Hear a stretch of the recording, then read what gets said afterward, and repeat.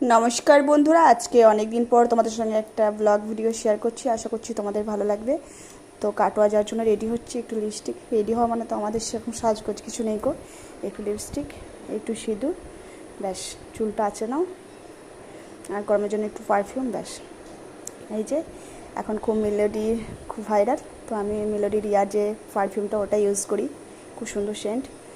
আর এই যে একটা সানগ্লাস রোদের জন্য পরে নিলাম। তো চলে এসেছি কাটোয়ার গঙ্গার জল নেওয়ার জন্য। কাটোয়ার গঙ্গার ঘাটে, ঘাটটার নাম কে কে জানো অবশ্যই কমেন্ট করে বলবে, আমি বললাম না।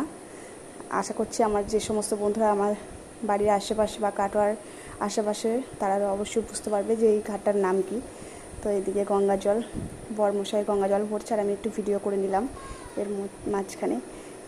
দেখে এত গরম ছিল, রোদ গরম ছিল, দেখে মনে ছিল একটু স্নান করে নিলে ভালো হতো, কিন্তু কোনো কাপড় জামা নিয়ে যাইনি, ওই জন্য স্নান করিনি। তো এদিকে আমি ভাবলাম নামবো না, তারপরে ভাবলাম যে না, আমি একটু নামি, একটু গঙ্গা জল মাথায় নিই, স্নান করবো না তো কী হয়েছে। তো এদিকে আমি একটু নামছি, আর প্রচণ্ড রোদের জোর ছিল এই কদিন, এত রৌদ্র তাপ। তো এভাবেই দেখো আমি ঘাটে একদম পুরো নেমে গেছি। এখানে হাতে আমার ফুলের মালা আছে, কেউ হয়তো বুঝতে পারলে কেউ কেউ। তো এই যে নেমে গেছি, একটু গঙ্গার জল মাথায় ছিটিয়ে নিলাম। এদিকে বরবাবু গঙ্গা জল ভরছে, এদিকে একটা কাকু